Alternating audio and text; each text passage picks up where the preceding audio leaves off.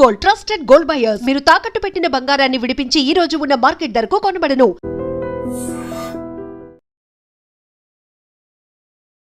ప్రపంచ పటంలో పాకిస్తాన్ ఉండాలా లేదా నిర్ణయించుకోవాల్సింది ఆ దేశమే. కొంచెం తోక జాడించినా సరే ప్రపంచ పటంలో లేకుండా చేస్తాం. ఆపరేషన్ సింధూర్ 2.0 ఏ క్షణమైనా జరగొచ్చు.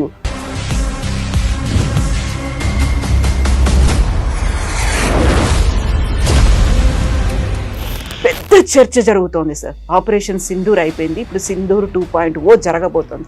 ఏ క్షణమైనా గెట్ రెడీ, బీ అలర్ట్ అనే మాటల్ని ఆర్మీ నేవీ చీఫ్లు చెప్తున్నారు, ఎయిర్ ఫోర్స్ చీఫ్ కూడా అదే మాట చెప్తున్నారు. ఏం జరగబోతుంది, ఎప్పుడు ఏం జరగబోతుంది అనేది చాలా క్లియర్గా డిఫైన్ చేశారు.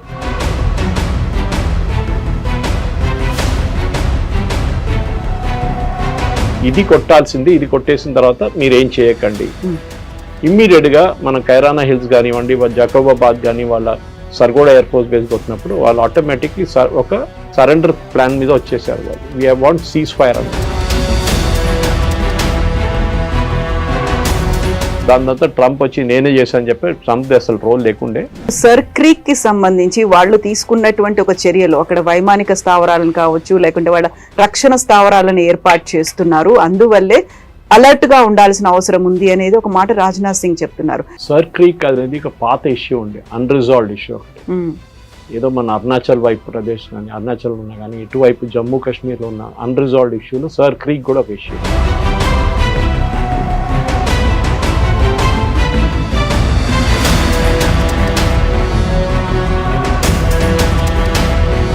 థర్డ్ పార్టీ మీడియేషన్లో మనం యుఎన్ బాడీ లాగా ఒక బాడీ దగ్గర వెళ్ళి మాట్లాడినప్పుడు వాళ్ళేమన్నారంటే 70% భారతదేశం పెట్టుకుంటారు and it's a very marshy area. అక్కడ మీకు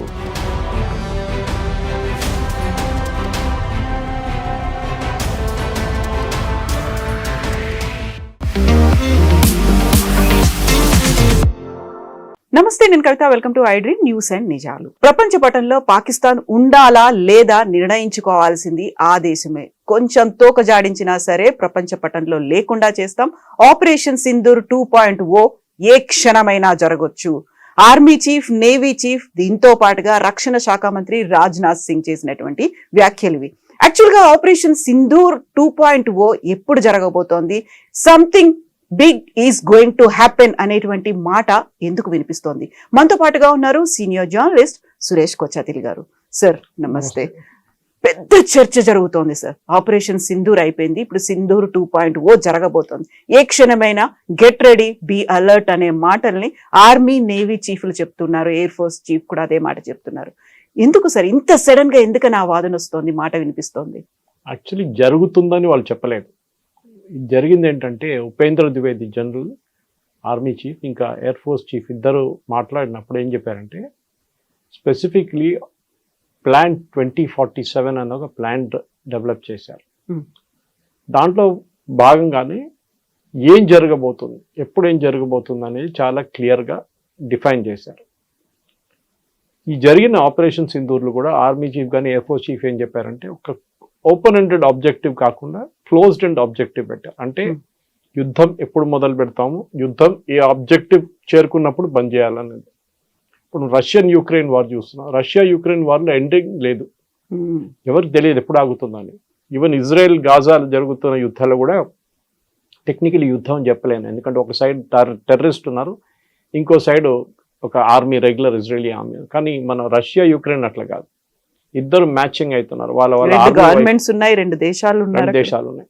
అక్కడ చూడండి ఇప్పుడు దాకా దాన్ని ఆపలేకపోయారు, ఎందుకంటే ఎండ్ ఆబ్జెక్టివ్ లేదు. ఏంటి, ఎందుకు మొదలైంది రష్యా యుక్రెయిన్ వార్ అంటే యుక్రెయిన్ నేటోని తీసుకొచ్చి రష్యా పక్కన పెడదాం అనుకున్నారు. అంటే నేటో ఫోర్సెస్ని, నేటోలు చేరిపోతే మాకు కూడా ప్రొటెక్షన్ ఉంటుందని యుక్రెయిన్ అనుకున్నారు.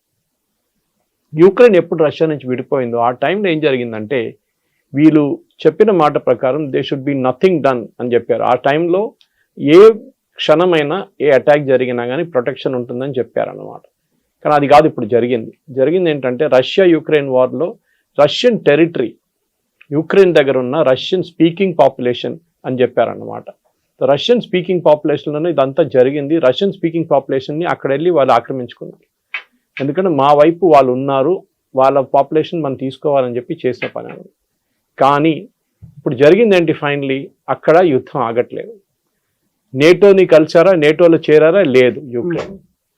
అదే టైంలో రష్యన్ స్పీకింగ్ పాపులేషన్ ఉన్న టెరిటరీస్, అది కంప్లీట్ బెలారూస్ నుంచి ఇటువైపు కంప్లీట్ రష్యా వైపు ఉన్న టెరిటరీస్ అన్ని రష్యా తీసుకున్నారు. బఫర్ జోన్ లాగా ఓపెన్ ఎండెడ్గా ఉండిపోయింది. రష్యా అంటున్నారు ఇంకా మేము ముందుకెళ్తాము. ఏ రోజు యుక్రెయిన్ వాళ్ళ డిమాండ్ తగ్గించి వాళ్ళు మా నెగోషియేటింగ్ టేబుల్కి వస్తారో మేము మాట్లాడుతూ ఏ టెరిటరీ మా దగ్గర ఉందో మేము ఆ టెరిటరీ మేము ఉంచుకుంటామన్నాం. ప్రెసిడెంట్ ట్రంప్ ట్రై చేశారు, ప్రైమ్ మినిస్టర్ మోదీ గారు మాట్లాడారు, చాలామంది ట్రై చేశారు, కానీ ఆ వార్ ఆగట్లేదు. కానీ మన ఆపరేషన్ సింధూర్ చూడండి, ఒక ఆబ్జెక్టివ్ ఏంటంటే we will hit that terrorist camps. 21 terrorist camp identify చేస్తారు, 9 కొట్టాం. ఆబ్జెక్టివ్ అయిపోయింది. మేము అనుకున్నాం అయిపోతుంది, ఇంకా ముందుకు వెళ్ళదు అనుకున్నాం. దానికోసం army joint briefing, army and air force బ్రీఫింగ్లో కూడా with the ministry of external affairs చాలా క్లియర్గా చెప్పారు, మా ఆబ్జెక్టివ్స్ అయిపోయింది, మేము ఇంకా ఏం చేయట్లేదు, కానీ మీరు మళ్ళీ మమ్మల్ని వచ్చి కొడితే మేము మళ్ళీ రియాక్ట్ అవుతాం. అది జరిగింది. మళ్ళీ పాకిస్తాన్ మన వైపు వచ్చి ట్రై చేశారు, మనం మళ్ళీ రిటర్న్ కొట్టాము. ఓపెన్ ఎండెడ్ ఉండే, అది కాదు క్లోజ్డ్ ఎండ్ ఉండే. ఆబ్జెక్టివ్ ఏంటి, పాకిస్తాన్ మిలిటరీ ఇన్ఫ్రాస్ట్రక్చర్ని కొట్టాలని నెక్స్ట్ స్టెప్ ఉండే, అది కొట్టారు. ప్రెసిజన్ స్ట్రైక్ అని అనుకున్నారు, precision strike, and it was objective very clear. ఇది కొట్టాల్సింది, ఇది కొట్టేసిన తర్వాత మీరు ఏం చేయకండి. ఇమ్మీడియట్ గా మన కైరానా హిల్స్ కానివ్వండి, జకోబాబాద్ కానీ వాళ్ళ సర్గోడా ఎయిర్ ఫోర్స్ బేస్ కొట్టినప్పుడు వాళ్ళు ఆటోమేటిక్లీ ఒక సరెండర్ ప్లాన్ మీద వచ్చేసారు. వాళ్ళు వీ వాంట్ సీజ్ ఫైర్ అన్నారు, టికెట్ అని చెప్పాం మనం. డీజీఎంఓ మాట్లాడుకున్నారు.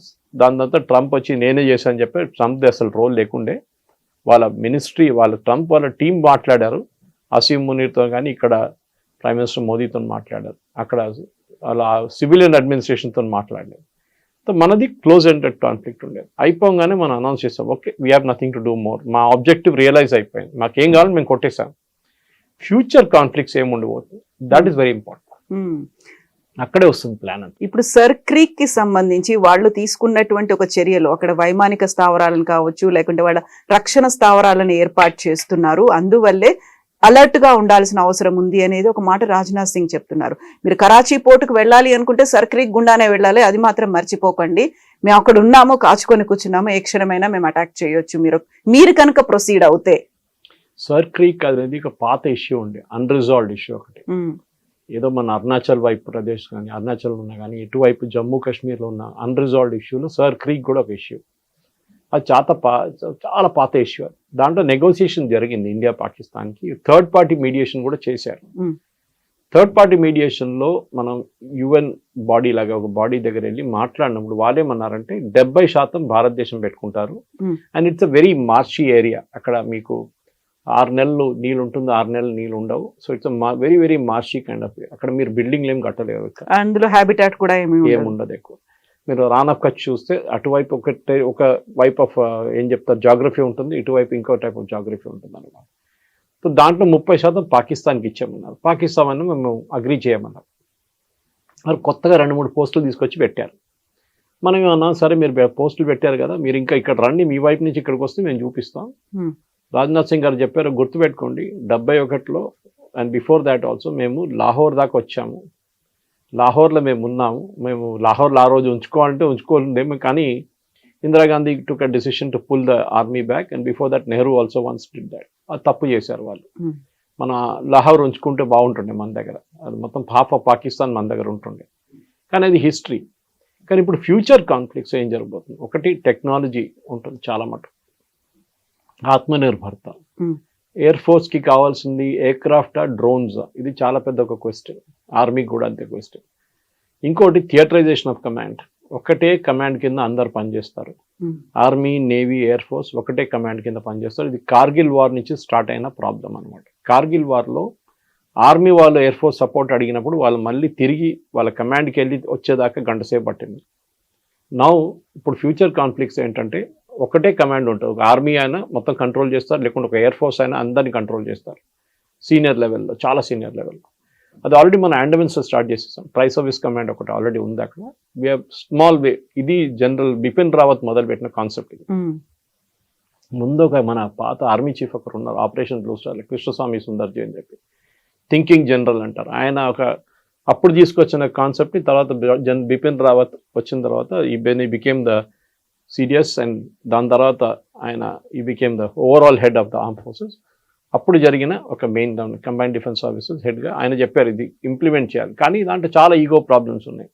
ఎయిర్ ఫోర్స్ వాళ్ళు పట్టించుకుంటారు ఆర్మీ వాళ్ళని, ఆర్మీ వాళ్ళు ఎయిర్ ఫోర్స్ వాళ్ళు పట్టించుకుంటారు, నేవీ అని అపాయింట్ చేసి వీరిద్దరు పట్టించుకోరు అని చెప్పి. ఎనీవే అది నడుస్తుంది, ఆ ప్లాన్ ఇస్ గోయింగ్ ఆన్.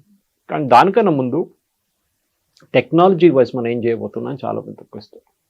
దాంట్లో ఆత్మనిర్భరత ఒకటి ఉంటుంది. ఎందుకంటే ఇండిజనైజేషన్, ఇప్పుడు మన రఫాల్ తీసుకోండి, ఆల్రెడీ మన దగ్గర 3 స్క్వాడ్రన్లు ఉన్నాయి, ఇంకా 3 తెప్పిస్తున్నాం నేవీ కోసం. అది కాకుండా నెక్స్ట్ సెట్ ఆఫ్ 6 లేకుంటే 8 లేకుంటే 11 స్క్వాడ్రన్లు ఆర్డర్ చేయబోతున్నాం.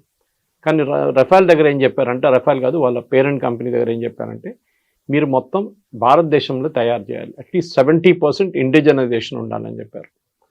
డెస్సా అని వాళ్ళ పేరెంట్ కంపెనీ వాళ్ళకి చెప్పారు, వాళ్ళు అగ్రీ చేశారు. సో హైదరాబాద్లో ఇప్పుడు దానిది ఫస్ట్ స్టార్ట్ అయిపోయింది. ఏంటి, షెల్ తయారు చేస్తున్నారు టాటా వాళ్ళు, టాటా రఫాల్ సాఫ్రాన్ అని చెప్పి రఫాల్లో పెట్టి మెయిన్ ఇంజిన్ వాళ్ళ కంపెనీ కూడా హైదరాబాద్లో ఉంది, బెంగళూరులో ఉంది. సో మనం ఏం చేస్తున్నాం అంటే ఈ మొత్తం టెక్నాలజీని వీఆర్ బ్రింగింగ్ ఇట్ హోమ్. మనం ఖర్చు పెడుతున్న డబ్బుల్లో మన దగ్గరే 70% ఉండిపోవాలి, మన కంపెనీలకే బిజినెస్ రావాలి, మన దేశంలోనే యంగ్స్టర్స్కి ఛాన్స్ రావాలన్న.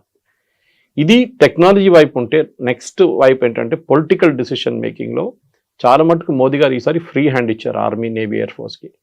మీరు ఆబ్జెక్టివ్ ఇది, మీరు డిసైడ్ చేయండి ఎట్లా చేయాలి, ఏ టైం చేయాలి, ఎప్పుడు చేయాలని మీరు డిసైడ్ చేయాలి. అనుకుంటే పెహల్గాం జరగాలని చాలా మంది అడిగారు, ఏంటి మోదీ గారు ఏం చేయట్లేదు, 5 రోజులు అయింది, 10 రోజులు అయింది, ఏం చేయట్లేదు అని. అంతా ప్లానింగ్ చేయాల్సి వస్తుంది, ఏదో వెళ్ళి కొట్టడం కాదు. యూ నీడ్ అబ్సల్యూట్ ఇంటెలిజెన్స్, ఏం జరగబోతుంది, ఎక్కడ ఉంది అని.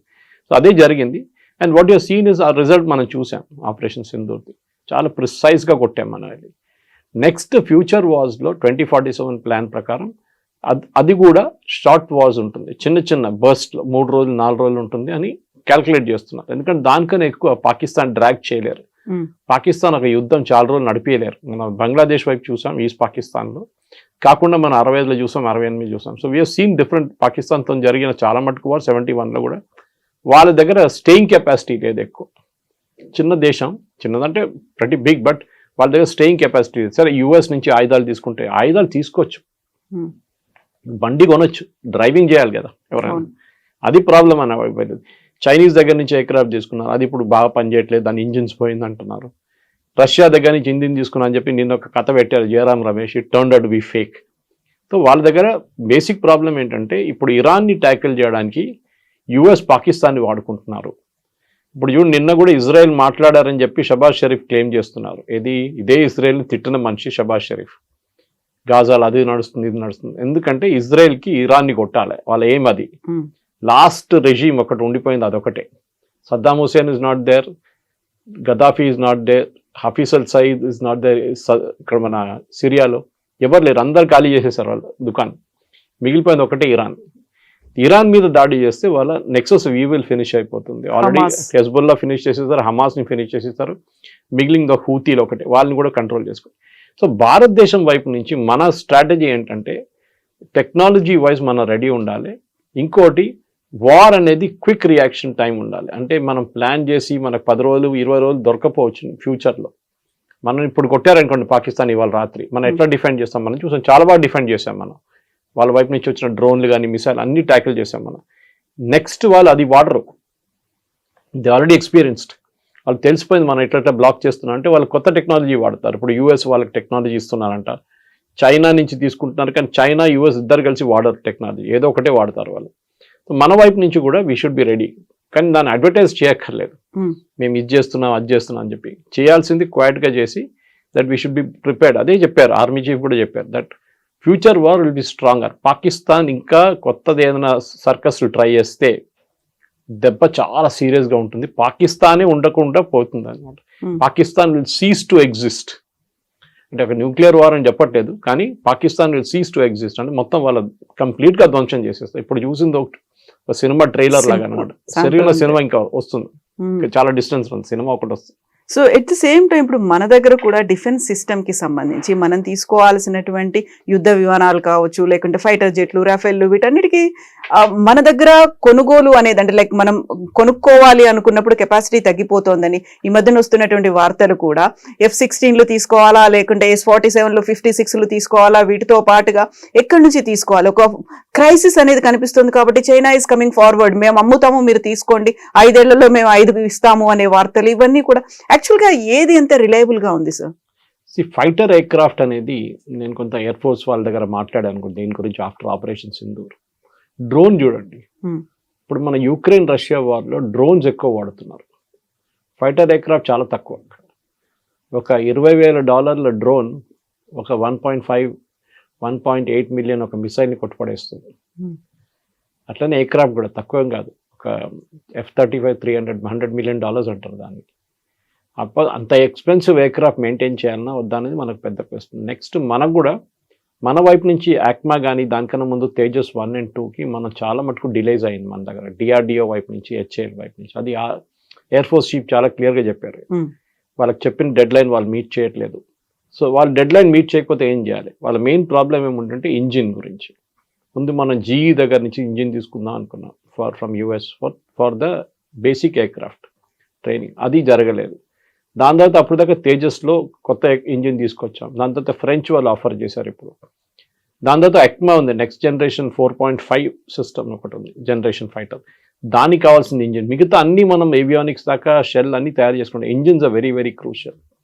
ఇది ఎట్లయిపోతుందంటే మనం కార్ షోరూమ్కి వెళ్ళిన తర్వాత వాడు కార్ చూపించి ఇది 5 లక్షల కార్ అంటాడు, మీరు చాలా హ్యాపీ అయిపోతారు, ఇంత తక్కువ నా కార్ వస్తుంది, దాంట్లో అంటాడు ఇంజిన్ లేదంటాడు, మళ్ళీ ఇంజిన్ పెడితే ఇంత అవుతా అంటాడు. So air craft is like that. Fighter air craft కొనేటప్పుడు మనకి ఏం కావాలో అది అడుగుతారు వాళ్ళు.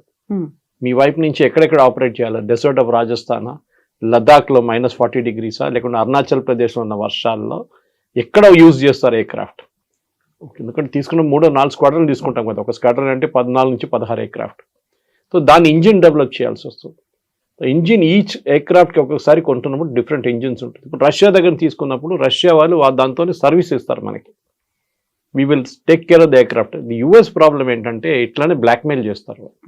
దీనికన్నా ముందు కూడా మనం న్యూక్లియర్ బ్లాస్ట్ చేసినప్పుడు పోఖ్రాన్లో మొత్తం బ్యాన్ చేసి పడేస్తారు.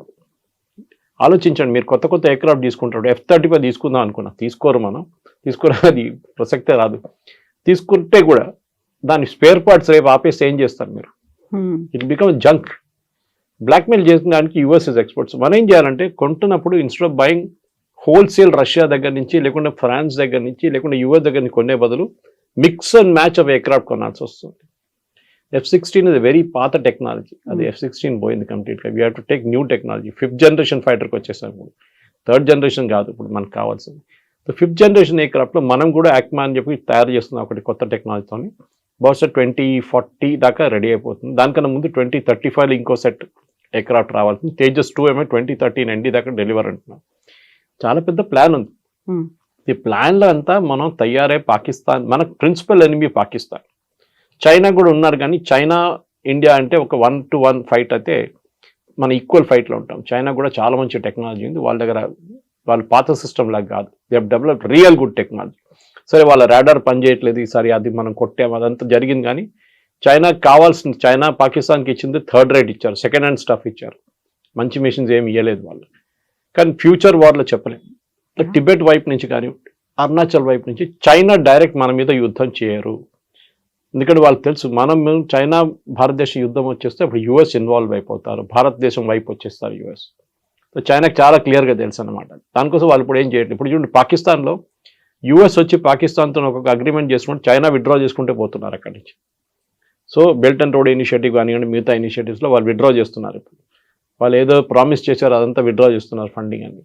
సో చైనా కాదు మన main enemy Pakistan. So western ఫ్రంట్లో పాకిస్తాన్ ఉన్నప్పుడు మనకు పెద్ద వరి ఏంటంటే, ఒక అటువైపు బంగ్లాదేశ్ కూడా ఇప్పుడు ఒక 3 front వార్లో తయారైంది. ముందు బిపిన్ రావత్ గారు 2.5 front వార్ అన్నారు, పాకిస్తాన్, చైనా అండ్ అర్బన్ నెక్సల్స్. అది అర్బన్ నెక్సల్స్ ఇప్పుడు మొత్తం ఆల్మోస్ట్ ఫినిష్ చేసేసాం. ఇప్పుడు మన దగ్గర ఉన్నది పాకిస్తాన్, చైనా, బంగ్లాదేశ్.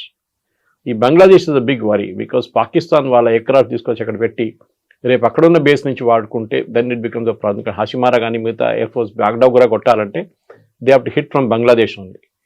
సో అది లేకుంటే మొత్తం ఓవర్ఫ్లై చేసి రాలేరు వాళ్ళు. సో మెయిన్గా ఏంటంటే స్ట్రాటజీ వైజ్ కమాండర్స్ కాన్ఫరెన్స్లో కూడా అదే డిసైడ్ చేశారు. ఫ్యూచర్ వార్ఫేర్ అనేది పాత వార్ఫేర్ లాగా కాదు. పెద్ద పెద్ద ట్యాంకులు, ఒక 400 మంది పరిగెత్తుకుంటూ పోతున్నారు, లేకుంటే వేలాది మంది పరిగెత్తుకుంటూ పోతున్నారు, తుపాకీలు తీసుకొని అది తీసుకొని ఇది తీసుకొని. Doesn't work like that. Modern వార్ఫేర్లో మీరు ఇప్పుడు రష్యా యుక్రెయిన్ వార్ చూడండి, ఎక్కువ సోల్జర్స్ కనిపించారు, చాలా మంది చనిపోయారు, 1,00,000 మంది ఇటువైపు అటువైపు చనిపోయారు. సో దే హ్యావ్ రియలైజ్ అదే అక్కర్లేదు, ఎక్కడో కూర్చొని ఒక డ్రోన్ కొడితే అది అక్కడ వెళ్ళి పడిపోతుంది, దాన్ని డ్యామేజ్ చేయాల్సింది చేసేస్తుంది. And we are seen that nuclear command ఎయిర్క్రాఫ్ట్ని కొట్టారు యుక్రెయిన్. రష్యా టెరిటరీలో 3,000 కిలోమీటర్లు నడిపించుకుంటూ పోయి బండి తీసుకెళ్ళి తెలియకుండా అక్కడి నుంచి వాళ్ళు రిమోట్లీ లాంచ్ చేశారు డ్రోన్స్. చాలా డ్యామేజ్ జరిగింది రష్యాకి. సో ఫ్యూచర్ ఆఫ్ వార్ఫేర్ అనేది పాకిస్తాన్తో జరిగితే పాకిస్తాన్ మనం ఎప్పుడు never under estimate your enemy అంటారు. చాణక్య కూడా అదే అన్నారు, నెవర్ అండర్ ఎస్టిమేట్. పాకిస్తాన్ ఏముండదు అది కాదు, వాళ్ళు ఎక్కడి నుంచో తెచ్చుకుంటారు, ఏదైనా అడుక్కొని తెచ్చుకుంటారు. Turkey is a big problem. మనం టర్కీని ఎప్పుడు మనం సీరియస్గా తీసుకుంటలేము. డ్రోన్ టెక్నాలజీలో Turkey is really good. North Korea వైపు నుంచి మిసైల్స్ తెచ్చుకుంటారు వీళ్ళు. సో మనం ఎప్పుడైనా పాకిస్తాన్తో డీల్ చేస్తున్నప్పుడు మనం వాళ్ళ మీద కంప్లీట్ 100% నిఘా ఉండాల్సింది. మనకి వాళ్ళు ఏం చేయబోతున్నారు, ఎప్పుడు ఏం చేస్తున్నారు అని చాలా క్లారిటీ ఉండాలి. దానికోసం ఈ డాక్టరీని తయారు చేసినప్పుడు 2047 ప్రాజెక్ట్లో we will deal with Pakistan.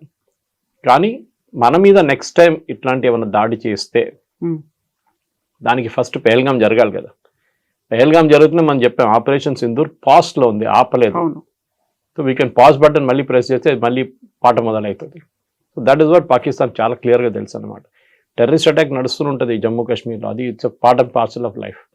కానీ మన సివిలియన్స్ మీద మీరు దాడి చేస్తే then operation Sindoor 2.0 will start. మనం ఈ చెప్పిన దాని ప్రకారం షార్ట్ అండ్ స్వీట్ వార్ ఉంటుంది. అది ఒకటే దాంట్లో కొట్టేసి 2 రోజుల తర్వాత చేతులన్నీ దులిపేసి మనం వచ్చేస్తాం, అయిపోతుంది, కథం అయిపోయింది. ఎగ్జాక్ట్లీ. సో ఇదే మాటని వాయుసేన చీఫ్ అమర్ప్రీత్ కూడా అదే మాట చెప్పింది. లాంగెస్ట్ కిల్ చేసాము, ఇప్పటిదాకా జరగనంత 300 కిలోమీటర్స్ ముందుకు చొచ్చుకొని పోయి చేశాము. గతంలో చూపించినటువంటి సహనం, సంయమనం అనేది ఇప్పుడు మాకు కనిపించదు. మీరు ఎలా ఉంటారో అంతకు మించి మేము యాక్ట్ చేయబోతున్నాము అనుకున్నప్పుడు సైలెంట్ గా అయితే ఉంటుందంటారా? లైక్ పాకిస్తాన్ ఇప్పుడు ఒక వార్నింగ్ అయితే మనం ఇచ్చాం, మీరు ఏదో చేయబోతున్నారు, మేము వార్నింగ్ ఇస్తున్నాము అనేది. సైలెంట్ గా ఉంటుందా, వాళ్ళు ఏదో చేయబోస్తారు అనేది? అలా పాకిస్తాన్ ఆలోచన స్ట్రాటజీ ఉంటుందంటారా ఇప్పటిదాకా చూస్తే? పాకిస్తాన్ ఒక ఫెయిల్డ్ నేషన్ అండి. Economically failed, militarily failed. ఎన్ని యుద్ధాలు ఓడిపోయారు భారతదేశంతో. 71 వాజ్ అల్టిమేట్ హ్యూమిలియేషన్. దాకా సరెండర్ చేయాల్సి వచ్చింది. బాకీ పెట్టి general Niazi had to surrender. That అంతకన్నా పెద్ద ఇన్సల్ట్ ఒక ఆర్మీ, ఒక సోల్జర్కి కానీ ఒక జనరల్కి ఎప్పుడు ఉండదు సరెండర్ చేయడం అనేది.